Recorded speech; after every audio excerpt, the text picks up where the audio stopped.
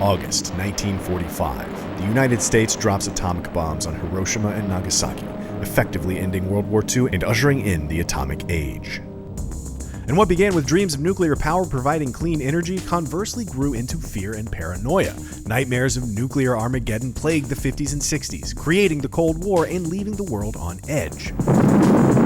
You can see the influence of the atomic era reflected in the science fiction of the time, whether it was the Japanese expressing their grief of atomic warfare through a giant radioactive lizard, Godzilla, king of the mountains. or the Americans' worry that their bombs would be turned against them like the mutated ants in them.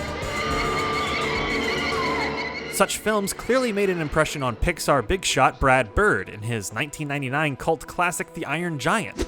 But did you know that it's an adaptation? That movie you love to love is based on a short children's novel written by English poet Ted Hughes. The book was published in 1968 under the title The Iron Man, but it was released in America as The Iron Giant for obvious copyright reasons. The novel uses fairy tale structure to explore the fears of the atomic age. But how does a story written by a poet who experienced the atomic age firsthand change when it's adapted by a filmmaker who witnessed it through the science fiction movies of the time?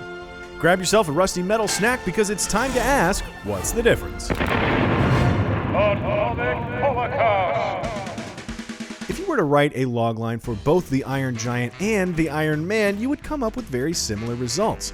A young boy befriends a giant metal man during an age of violence and paranoia. You should bomb it to smithereens before it does. Hughes connects with children through poetic prose and characters reminiscent of classic fairy tales. You've got a giant, a child, a father, a village, hell, even a dragon shows up by the end, but we'll get to that. The movie, however, doesn't rely as much on fairy tale familiarity, instead making direct references to classic science fiction. So while the film keeps the giant and the boy, it replaces the fairy tale father figure with Annie, a single mom who works long hours at the local diner. And while the book includes various one-dimensional farmers and military men, the movie fleshes them out into fully realized characters. There's Dean, the lovable beatnik, a fastidious secret agent named Kent Mansley, and General Rogard, one of the Army's top brass. Hell, you get me a photograph of this thing and I could probably get some troops over there. And with these new characters come familiar sci-fi tropes as well. The moment the movie starts, it lets us know that the Iron Giant is definitely from outer space. Eventually, we learn that he is an alien weapon built for the purpose of world domination. And who, among us, does not love a good old-fashioned alien invasion? The book, however, leaves the Iron Man's origins a mystery, and by doing so, Hughes expresses the amorality of science and technology. The Iron Man has no past fueling his motives any more than atomic energy itself. What's worrisome is how mankind reacts to and uses such advancements. And that's where Hogarth and the townsfolk come into play. In the movie, Hogarth is an excitable kid with an overactive imagination and an affinity for science fiction. Duh! So of course, when he finds his antenna bitten off along with other farming equipment, he grabs his alien hunting gear and follows the path of destruction. He stumbles upon the Iron Giant consuming metal at the local power station, in a not-so-subtle reference to the promise of atomic energy. But Hogarth is able to save him. And so begins their friendship, which blossoms in a very E.T. sort of way. Like, I found this alien and now I have to keep it a secret from the adults who would probably just wig out anyway. Go, you soul, that we may live in peace. Amen. Book Hogarth is a simple farmer's son who spots the giant upon a cliff. Rather than curiously seeking it out and gaining its trust, Book Hogarth immediately tells his father, who subverts our expectations and actually believes his son. I believe you, laddie. I don't know why he's Irish. In both mediums, the Iron Giant snacks on the town's fences, cars, and equipment, which makes the townsfolk paranoid and confused. But it's only in the book that Hogarth rallies the village to capture the giant in a large hole. It's only after the giant is buried alive that Hogarth feels guilt about what he's done. He feels like he betrayed a benign creature's trust. So when the giant digs itself out from inside the earth sometime later, Hogarth approaches it with humility. The townspeople learn to live in harmony with the giant, who is permitted to stay at the local scrapyard, where it can eat all the metal it desires. So, like atomic energy, the Iron Man is neither good nor bad. What matters is how you approach it. In the movie, Hogarth also relocates the Iron Giant to a scrapyard, not to facilitate peace with the giant, but for food and shelter from the public view. Well, except the owner of the scrapyard, Dean. But he's an artist, so, he's hip to the whole robot scene. Can you dig? Hogarth teaches the robot Earth culture and delves into more complex matters like weapons and death. Our main characters are content, of course, until the antagonist gets in the way. But my office in Washington received a call from someone who reported an actual encounter with the object.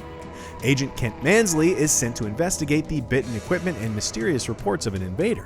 In both mediums, Hogarth betrays the robot's trust, but rather than tricking him into a hole, movie Hogarth gives Agent Mansley the Iron Giant's location. But the guilt that's so well expressed in the novel is missing in its movie counterpart. Oh, come on. He was drugged and interrogated by the government. Cut him some slack. Hey, call me old-fashioned, but I want the children to suffer in my fairy tales. Yeah, okay, you're old-fashioned.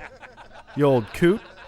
This brings us to the confrontation, where the two mediums go in wildly different directions. I'm going in. In the book, Earth is threatened by a celestial creature described as a space bat angel dragon. What? From the Orion constellation. Its body is the size of Australia. Uh-huh. All the countries of the world send their armies and even launch their nuclear weapons, but fail to make even a dent in the dragon's hide. So Hogarth asks the Iron Man to confront the dragon as the Earth's champion, but rather than turning to pointless violence, both agree to superheat their bodies till one of them succumbs to the pain. The Iron Man lies on flames of burning petroleum, while the massive dragon does a little sunbathing on the surface of the sun.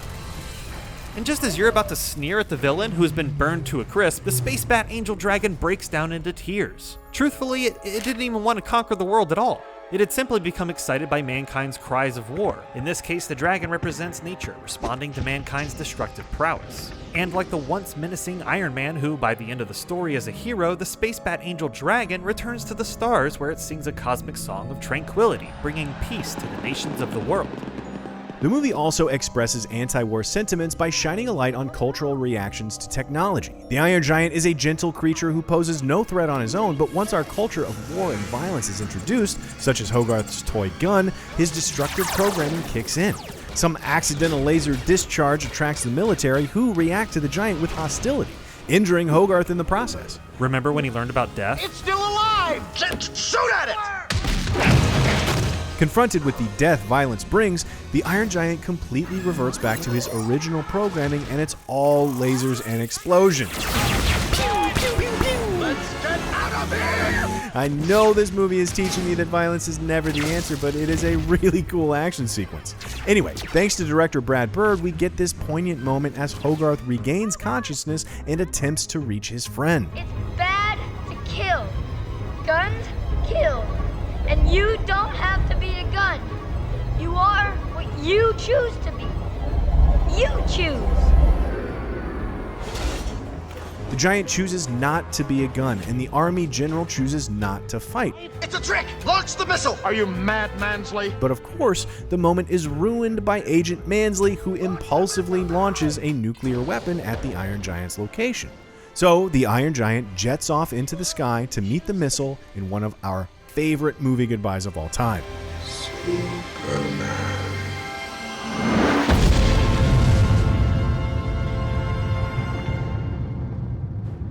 With a little denouement, we see that our human protagonists live happily ever after, and like a last-minute emotional life preserver, we see the Iron Giant is alive, albeit scattered in Iceland. See you later. In the end, both mediums do a great job familiarizing children with the hopes and fears of the atomic age. They both share morals of peace, friendship, and identity. But while the book uses allegories and fairy tale characters to tell children how to responsibly react to power, the movie imparts its lesson with superhero imagery and science fiction references. So the next time you come into possession of great power, how will you respond? Oh. Yeah. Teddy Roosevelt said, quote, "That's all for this episode, but be sure to subscribe to CineFix for more What's the Difference, and let us know what you'd like to see next in the comment section below." End quote.